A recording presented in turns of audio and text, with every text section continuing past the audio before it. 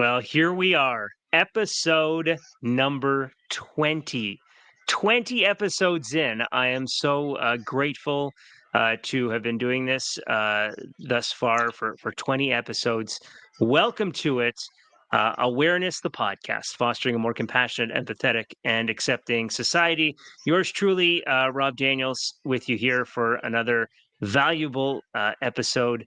And I thank you so much for being along. And just like the video said at the beginning, don't forget to like and subscribe to this podcast wherever you get your podcast. That would be certainly appreciated. And spread this message around as much as possible with your family and friends, whoever you think it could benefit and help. That is what we're certainly here for. So we're sharing stories of resilience, healing, and of course, humanity. So today's episode featuring yet another deeply personal and powerful conversation with someone who has walked through fire and kept walking. All right. So she is a nurse and she is a single mom of three, a survivor of domestic violence and addiction, and more recently, someone living with a new diagnosis of epilepsy that turned her world upside down. From working in the healthcare system to now fighting for her own. Within it, her story is certainly one of strength, and there's setbacks, no doubt, and the unshakable will to keep going in this life. So she's an open book.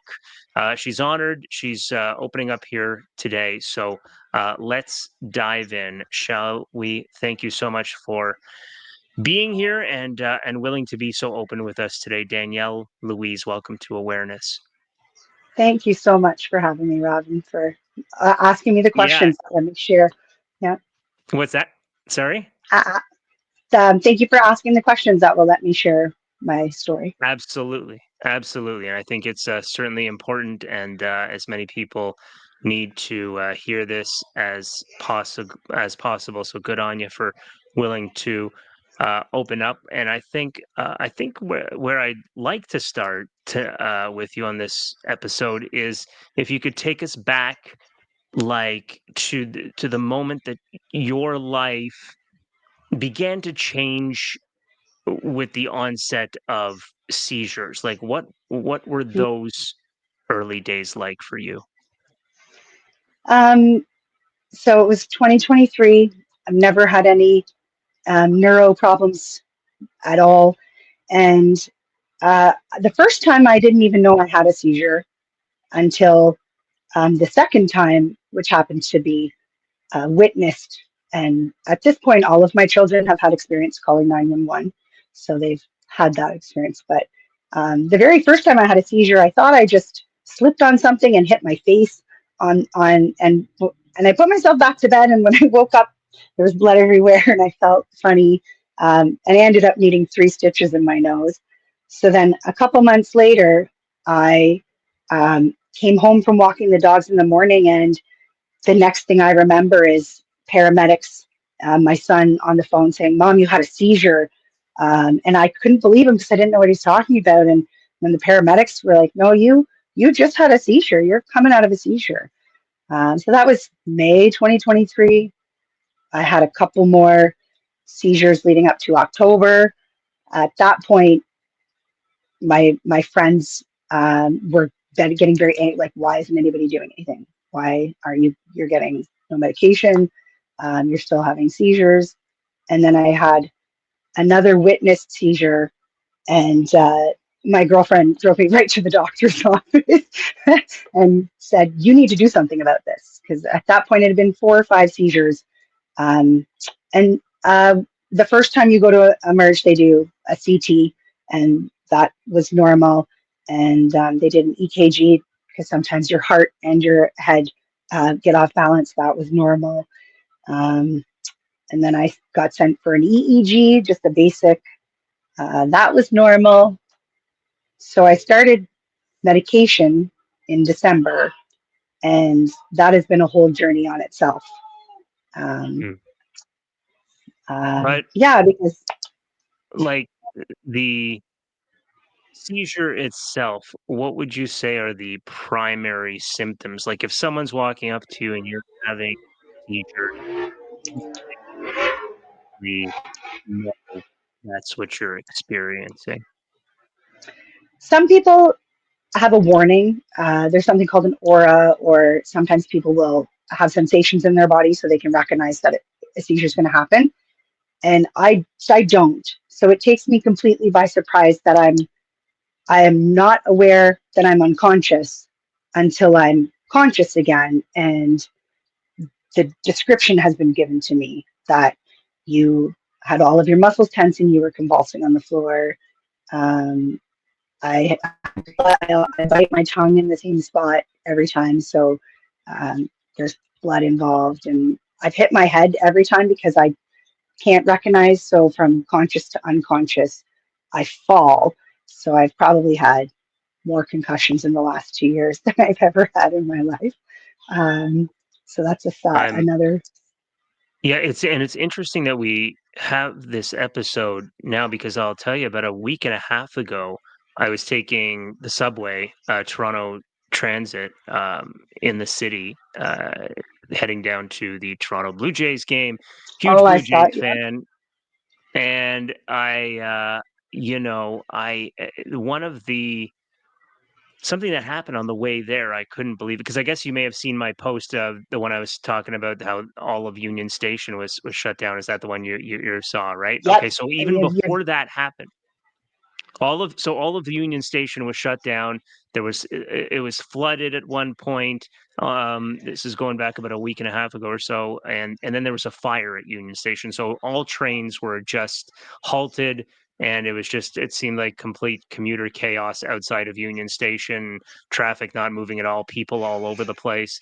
And but leading up to that event, that day was a very yeah, in my mind, a very chaotic commute to head downtown because on the way there, I witnessed somebody towards the tail end having a seizure on the subway. So they were face first on the floor of the subway system.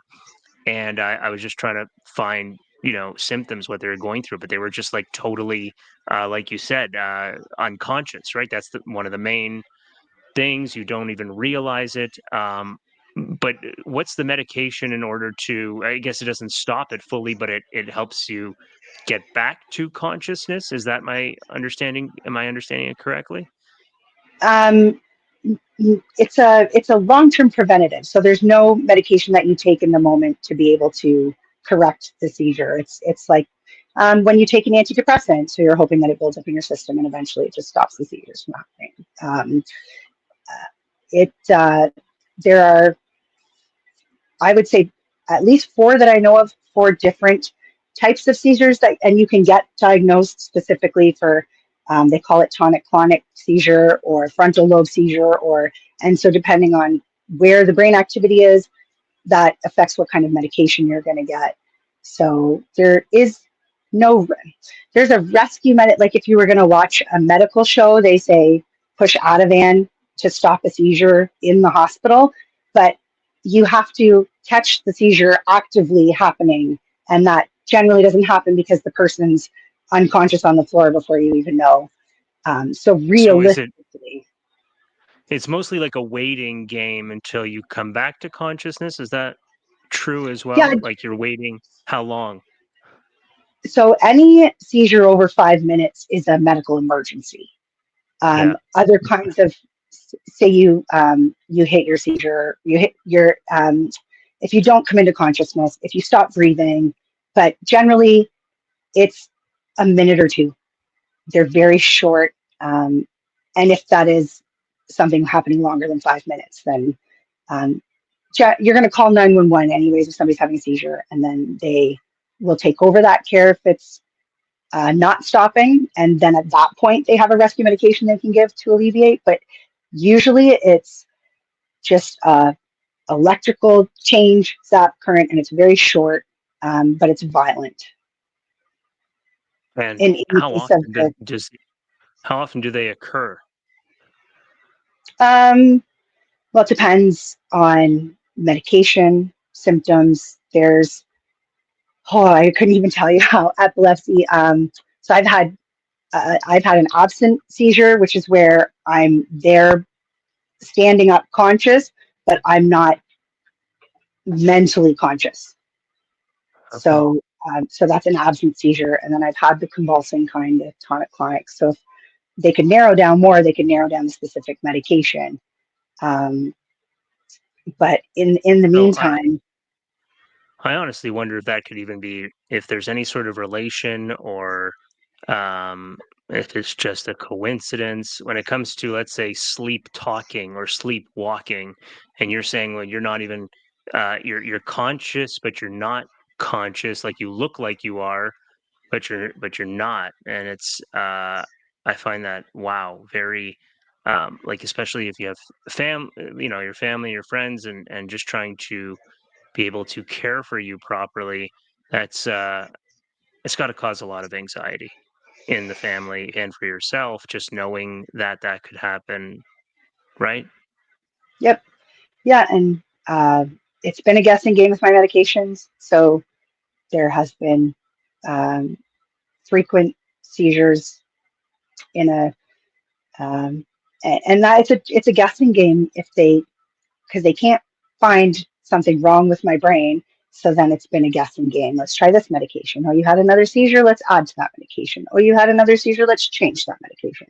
But there are reasons they do, um, like a sleep deprived EEG, they call it. So you don't sleep for 24 hours and then they go and check your electrical activity, which I'm very curious about the similarities between that and sleepwalking. Or I'm sure there's similarities to. Hmm. And so right now, in terms of your medication currently, is it are the seizures under control, or are they still experimenting each time? It's been 2 years of experimentation at this point. The last Wow. seizure I had was May. In May, I had a seizure May 10th. I'm pretty sure it was May 10th. And Mm. that was, I had already escalated my medication post car accident um, because that seizure shouldn't have happened. Um, so I've been just a bit of an experiment. So an increase of this med and this, oh, that's not working. So they added a medication to try. And that medication, the new medication I'm on is so specialized, I'm the only one in my town on it. Wow. And what's that called? It's Do called you know? lacosamide. I'm a nurse, I know. Okay. Yeah, it's well, it's listen, it's after I don't blame you after all the medicines you've tried, I'm sure you get confused at times, absolutely, and to keep track of Oh, that. that, So it's not an easy situation to navigate, and I think you just need to practice patience with yourself and yeah, um y- you know, I don't know what the proper word is. I think that's pretty much what you need to do, and understand that it's not your fault and that you are doing the best that you can. And we'll get into just talking about your family too, because I can't even imagine what that's like for you and your family and everybody having to help and strategize when this sort of thing takes place. But before we get to that, I want to talk about you navigating the medical system because you are currently a nurse, but you're on leave, correct? yeah, yeah, due to the Are, last seizure. Um, okay, due to the last seizure. And when were so are you allowed to say which hospital you were a nurse at or where you were nursing, practicing? I Or no? um, so I'm one of those nurses that hasn't decided yet where she actually wants to land. So since I graduated school, I've had several different experiences and avenues. But when I graduated, I worked at Stevenson Memorial in Alliston. That was my Okay. first, and that was the height of COVID and all the isolation rooms everywhere. And I was a brand new nurse, so that was definitely an So you experience. worked during COVID, Oh yeah, during the height of it, as a yeah. nurse. Okay, so I want you to touch on that for a moment. The seizures hadn't started yet. Nope. Had they? Not, I know, because that was 2023. So walk me through what being a brand new nurse was like during COVID-19, something that likely we only lived through once, an epidemic, a pandemic, whatever you want to call it, that flipped the entire globe upside down Hmm. and turned everybody uh, like we were spinning wheels. And you were there serving one of the most deepest purposes you could possibly do in a pandemic, and that's put your life on the line to help serve others in a hospital. And that goes a long way. And I could see it in your face if you're watching on YouTube. That's just the most, I want raw emotions, people just being themselves and not being shy or embarrassed about it. We can cry on this show, we can laugh on this show, whatever it is that um, you know helps build sanity and just coping and just understanding that um, you're a healthcare hero. You did what you did, and so why don't you? I've talked a lot here, but I think I'd literally like to hear from a nurse that worked through COVID like yourself, and this is brand new to you. You didn't even have like just experience of a regular hospital yet whatsoever, and then you just go in and then bam, the world flips upside down on you. What did you go through in that time, mentally, physically, the exhaustion? Speak to that, and maybe even what some of your coworkers felt like, how you coped. What can you tell me about working through COVID-19 as a nurse in a hospital, serving others and helping in hopes that we just did not lose as many lives as possible? So I graduated in 2021, which is the tail end of, it was still very, um, all kinds of patients were in isolation. COVID was still very rampant. Unfortunately, due to the isolation lockdown, they didn't let nursing students into hospitals for their final consolidation placement, which would have been my opportunity to see how the hospital runs, learn how to do IVs, learn how to put in catheters, learn how to do those skills with help. So when I graduated, I didn't get that experience. So when I started on the floor, I had to learn everything. So I didn't know how to put an IV in, and I'm learning how to put an IV in somebody who is severely sick, dehydrated, and I'm in layers of protective gear. So Yeah. it was a big challenge, and I wasn't. There were actually several of us that were brand new, so it was nice to have a little bit of camaraderie, so you didn't feel alone in all of us making mistakes and trying to learn together. You could tell that the nurses who had already been there were exhausted. And so the seasoned nurses, as we would call them, did not have the energy to put into us as new nurses that like they probably normally would have. So it just added to our kind of terror in the environment of what's going to happen, our insecurities about our own ability to give care because we didn't even know.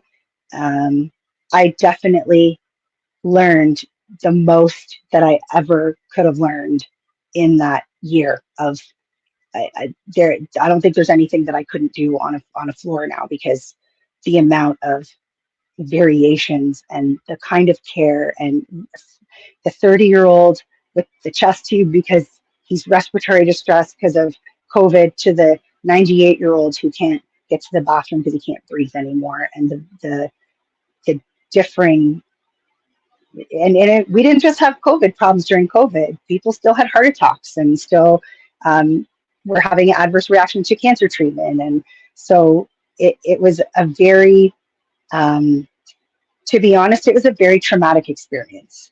And looking Absolutely, back, and I think yeah, you deserve a degree or diploma on top of your original nursing schooling for being in that extra 1 year, because that's you're not going to get a better school than that, being throwing yourself into situations like that left, right, and which center, right? was my I kind of I understand the lockdown and isolation, and there's university insurance for when you're placing students. But to me, if I was already willing to go into that healthcare environment, the ideal learning experience would have happened in that time I should have been in the hospital. So I was a little bit disappointed that we couldn't have that training experience with a partner. So by the time we got out to the field, the nurses had already been dealing with COVID for a year, and I'm not even kidding. Half of them went and found other jobs to do. They Really, just, just because it was just way too overwhelming, way too much. And yeah. is that how you felt? Did you leave right after COVID too, or you stuck around until your I was there until until, epilepsy? yeah, until 2022. I actually got an injury at Stevenson. So because of I talk about I work in healthcare because of the amount of clients then sorry, the patient to nurse ratio was sometimes 1 of me to 8 patients. And even though they say the union does things and the hospital says things, and you're not gonna you're a good nurse, you're not gonna let any of those 8 patients not get what they need. Otherwise, you're not in the right field because nurse is about caring.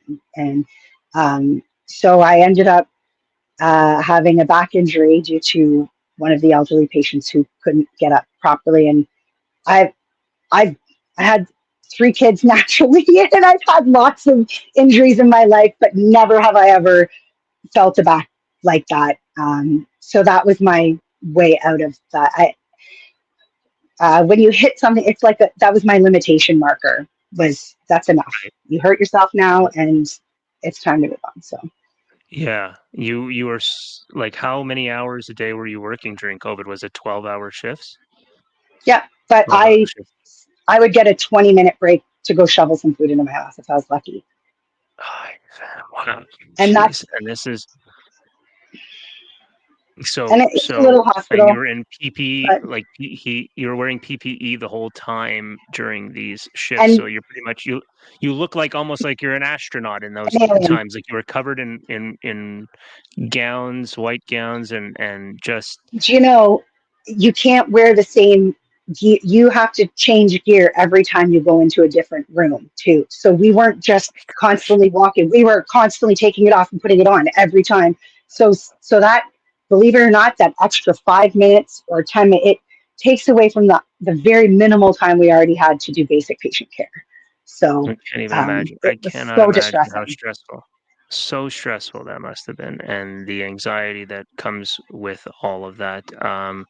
Again, you are a hero for trying it out and doing the best that you could and serving in that type of environment. Can't even imagine. So thank you for your service for that. I Okay. want to talk about the navigation of this medical system in Canada. So you had to navigate it not as a nurse, but now as a patient with Hmm. the seizures and such, and one without clear answers. So what was that like for you to have to navigate it as a patient as opposed to being a nurse? Um, can I talk on getting my ADHD diagnosis? Uh, I I had to uh, go to that myself. I had to do the typical request from the family doctor for the referral, but I had to go to the psychiatrist with the evidence and say this is what it is, and then he said yes. So Yeah. so I go there, and then 2 years later, 3 years later, the seizures start happening, and there's I have 3 or 4 doctors now and a pharmacist involved in my care, and um, none of them are connected. So Mm. that's another part of our healthcare system is that if everybody was connected, if we had a universal access system like Saskatchewan does, and everybody could read everybody's, it's getting better. But yeah, so I had a seizure, then I had a seizure, went to the hospital the second time. My family doctor, I think I don't know if he's in charge of the emergency department there, but he's very involved. as one of the physicians. So he knew I went to the emergency because he was there. And so then he was kind of shocked because he didn't expect this to start happening with me. Not so several tests where the blood work shows a certain marker if you've had a seizure. So the marker is there because it reads how many, there's a certain molecule that your body puts out after all the muscles have tensed and released. And so when that's heightened, you can say that you've had a seizure because of the amount of activity. But that he took it as a one-off and just said, okay, that's odd. So then, Go ahead. Yeah. go ahead. No, go ahead. I was just going to say, how comfortable are you about talking about the vaccines from COVID-19? Is that something that you're allowed to speak I on or not? I don't know. I have 3 Because I vaccines. don't. You got 3 vaccines, right? Okay, so and When I don't necessarily have an opinion on these. I'm more of like, okay, just tell me what can help so that I can stay alive because I love life. I try to love life, or I don't want to not love life. And what can I do to stay alive? I don't run around rampant thinking I know all this because I know you and your coworkers are the experts. But I'm trying to piece together the years and the months apart from your seizures and 2023 and you working in these COVID environments and having 3 vaccines. And vaccines can be a great thing, can save your life. Absolutely. From my understanding, the evidence shows it can. But the side effects, we don't really get into those. And can something like seizures be brought on by vaccines? So my biggest contention with that is that there's nowhere to get an answer. Okay. So if that is the case, if there is some neurological side effect, just tell me where I will participate in the research. You can use me as part of, or let me write something about it. I'm a nurse, I'm a researcher. Let me contribute somehow I would just like somebody to actually be investigating without public repercussions or healthcare repercussions or all the class action or whatever's going to happen.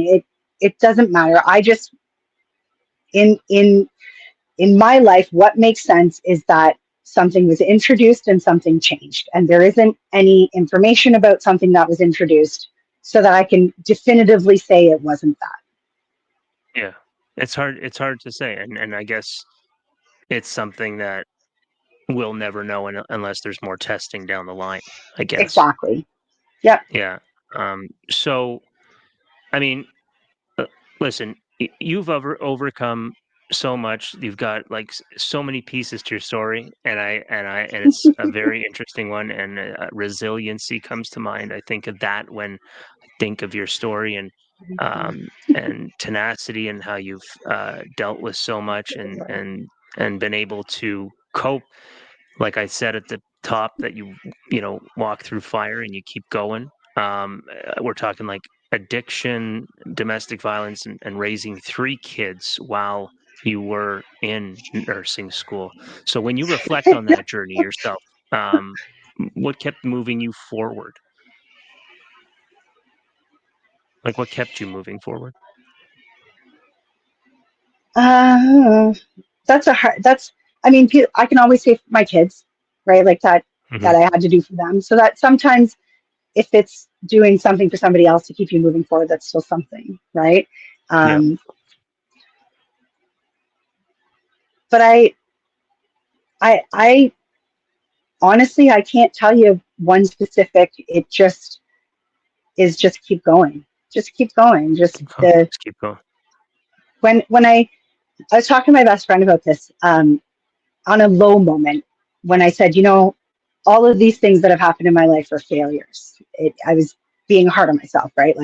I'm the oldest of 8 kids, and I'm definitely not where I should be. I am I'm a failure in that regard. My divorce is a failure. My parenting and where my kids are at in life and their success is not great. That's a failure. That's what, and he was like, if you took all of those failures and then looked at how far you've come, you would count them as success. I would count them as success. And he's right. It's a frame of mind that um, everything that became a success keeps pushing forward. And I knew when I got divorced, I we had been living in poverty, um, domestic violence and poverty. It kind of happens, and he left me with. I had to go on welfare, and they're very adamant about not being on the system if we can get you employed.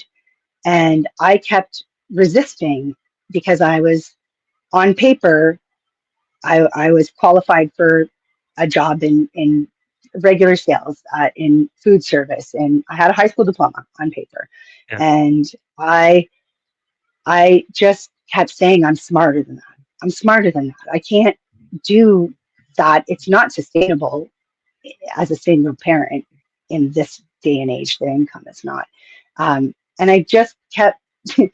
I'm so much smarter than that. And then the opportunity to go to nursing school came in, and there I I don't know how to explain it, but there was no option to fail. I started and I knew that I would finish. I knew that I'm going to be a nurse. And that because Yeah. the other side, and you don't go through something that I go through, and um, to suit me, I needed to find a job where I could be compassionate and caring and uh, have meaning. I needed to have a job that would give me meaning. Yeah. So right now, currently, you are you're on leave from a certain position. Can you elaborate on that? Uh, I'm on EI right now. I'm unemployed, Yeah. trying to It's sort out. Yeah, because I had that I had a seizure and a very serious car accident, and just before Christmas, so I had to take some time off because of how serious the accident was and to recover. right. Uh, and then Yeah. I had another seizure in March, and then I had a Uh-huh. seizure in May. So at this point, I can't keep a job full time. So we're in the middle of how is this going to look? How we still don't have answers either about my Yeah. seizures. One The day at last a that was time, as May. they say, right? One Yeah, day at a yeah, time. that's yeah. It's not easy. You've I mean, you've worked in these incredibly intense spaces as well over the last while, the hospitals, you also worked at a concurrent mental health and addictions program as Yes, well, right? For men's that's mental health, you that's were the saying to job. me online. Yeah, that was one of my favorite jobs. Yeah, But that was the job I left due to the car accident and having all through the the X. um, yeah, the Yeah. So, subsequent seizures that yeah. But that was a so fantastic job. how did those specific experiences like shape how you see healing both for others and yourself? Um, in the hospital, it was that the smallest kindness can create a big impact and make somebody's day better. And Hmm. then to think about what in their position and go a little bit extra. Right, you're in the hospital. You didn't want to ask for. Here's a little bit of an extra kindness. And how hard it is for people to be sick and in the hospital, um, and then navigating their family and the extension of care that comes from not just the person that's in front of you in the bed, right? And that definitely gave me more compassion, especially for the elderly who, in general, in this society have a really hard time right now. Absolutely. Yeah. there's So there's not enough care for. So it was definitely a little bit of a shock to be right in and see what that looks like. yeah, Um, really opens your eyes to, yes, I know, things we sometimes don't wish to see, but at the same time, you're facing your fears in a good way. Um, so good on you for working in that position. Um, yeah, your definition of strength, I would imagine, has changed over the years, especially now facing epilepsy and being unable to work. What are your yeah. what would you could you elaborate on that On definition of strength, strength? Yeah, your strength, strength over the years, it's probably changed. Um, yeah. what and like how has it changed? For a long time, my strength was survival mode. That was Survival just, mode. yeah, just when, and a lot of factors, uh, but mostly providing for my family. But where's the next meal going to come from? How am I going to pay for the next bill? What do the kids need to get to their sports? Or how can I find resources for what we need? Or, and then what are they going to make me do? How do I get to work? What am I going to like? And navigating a a very messy uh, final divorce custody, uh, and trying to On top of continue to. everything, that too, eh? Jeez. My gosh. That whole thing could be a whole episode in itself. How I got failed twice by the cops, the court system, blah blah blah blah blah. I asked for a restraining order, and had they granted it to me, he wouldn't have come the second time and dragged me down the hall in front of my kids. So they gave me a restraining order that time, but not the first time when I said, this is a problem. So they don't. Wow. That's a whole other. Listen to women. Hmm. It's Um, wow. Again, your story is interesting and one like I just can't believe you've gone through that much when it comes. You know, I'm very interested in all of it. One that specifically stands out to me because I go through similar issues is the fact that um, there could be some invisible illnesses when it comes to what you're going through that it's not necessarily seen. So, like, what do you wish more people understood about invisible illnesses like epilepsy? well, in general, like be kind to people because you don't know what they're going through. Just as a Hmm. general human, human experience. But there's so many battles that you don't know people are fighting, and most of the time, when people are in public, that's when they have their best face on. So, um,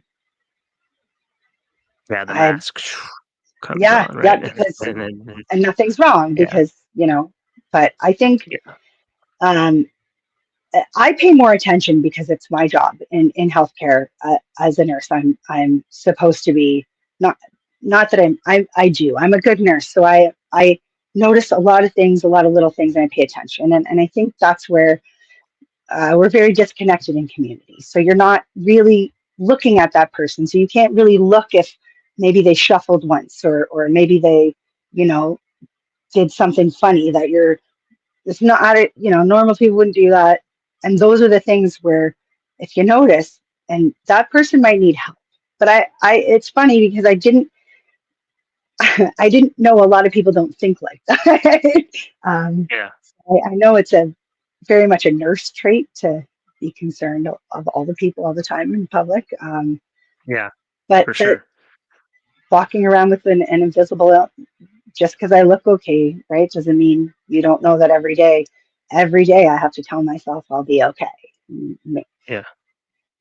Wear a bike Are helmet. there any, sorry, what was that last thing you said? It cut out? Wear a bike helmet all the time. Wear a bike helmet. Yeah, yeah, that's some good advice, for sure. What about routines, like routines or practices, let's say, or support systems that you may have found helpful during this time? Are there any? Oh yeah. I have two dogs. So if I didn't have to take them out in the morning, I wouldn't get out of bed and be very much more depressed about the situation than I am. So I am very grateful that I have to get up and I have to move in the morning, and those and their routine is very rigid because it makes our lives easier when the dogs have theirs set. So those things as a very base, making sure even the animals in my house get what they need, and trickle up. I tend to be last, but that's what happens when you're a mom. But Oh I'm gosh, yeah, I know. It's so tough to try and find that right. balance and take care of yourself too. I know, and I really hope, I always encourage moms to do the same because I know they go through a lot, and so I hope you get that self-care you need and never feel the guilt for taking care of yourself whenever you can because you deserve that. So, It's funny. My kids are in their 20s now, and you'll always refer to them as your kids. And this is the longest that I have been left alone. Like, I don't have to have meals ready, and people are not around and doing whatever, and nobody. And it's it's been a wonderful step back to say, I if I do all if I don't know who's doing what, and that's not going to be my responsibility anymore. So I'm going to do what I need and I want. And so in this time off that has been to figure out, there's been a lot of healing for myself, and my nervous system after all of this has yeah. finally But kind you of, would say your fur babies are really good for your nervous system. oh yeah. And Yeah. since the last seizure in May, I started, what am I not doing that maybe can affect. So I started doing yoga, and I work out every morning for an hour now, which I used to do a long time ago, but then school and work and all of that stuff just took over. But coming Right. back consciously to, and when you do yoga, you're sort of self meditative because you're in your, you're paying attention to your body, and so that part's been really good. I am hoping to get in touch enough that I might be able to recognize the signs and protect myself a little more if I have a seizure again. So, Looking ahead, what's something you're hopeful about, like whether it's personally, professionally, or creatively? Sorry. it's okay. Well, there's a lot in. I'm on a really good healing path with my big family, and I'd like to see that keep going. Um, in 2021, when I just started nursing, my dad had a double lung transplant. So in the middle of Hmm. COVID, he had a double lung transplant. So that personal factor, on top of trying to learn how to work, and nobody could go see him because the hospital was in lockdown, it was just all of it. So just to continue to strengthen my relationship with my family, and my kids. Uh, Yeah. it's been a really interesting challenge to undo the effects of the domestic violence that's left over, because I have boys, and their dad was a key influence in their life. So full circle, that he's in their life as an adult, and their relationships are okay, I would say. Still a I challenge. Yeah, I think it will always Huge. be. Yeah. Yeah. Uh, but For sure. but realizing, learning about myself, that I had an endless amount of grace that could be extended to him as well, and that lessened the anger that I didn't want to hold on to anymore. Like, um, and he's their dad, and that's, people are like, you should be angry at him forever. I don't. I know that sucked. That sucked. I lived it, but I'm where Hmm. I am now. Yeah. I am who I am now. And I would I would really like to write a book about this, about my life, about the experience and the journeys. You And should. You should. um, Absolutely. I would like to. Why And not? maybe go There's back to school. no better time to start than now. Like you can Then just now. whenever, because all we have is now. So, um, I know it's that. Yeah. so yeah, we don't have yesterday, we don't have tomorrow, all we have is now. My uncle reminds me Hmm. of that often. So, that's why they call it, you know, the we don't have yesterday, we don't have tomorrow. We just have now. That's why they call it the present because you're getting the yeah. Getting a present. There you go. I'm Yep. not sure if you heard that one before. Yeah. I have it. Yeah. So, yeah, the present moment is quite the present, indeed, for, It is. Christmas, Hanukkah, whatever you celebrate. But for someone listening, let's say, Danielle Louise, for someone listening who feels like life is piling up against them, what would you say to them right now? That you don't know how much grit you have, and that the endless ability for your strength and tenacity is endless if you let it be one day at a time. And before you know it, you look back and you say, holy shit, I did all that and I'm still here. And that's that's the point, I guess, or the it's hard to say that's the goal. That's especially when you're wading through it, but and it's hard to see yourself. But I would say that every day is a gift because you will always contribute something to this world, and even if it's surviving this day and it took all your grit, Mhm. then you have tomorrow. And there is pockets of joy. You just got to find how they're in your life. Yep. Very good. Very well said.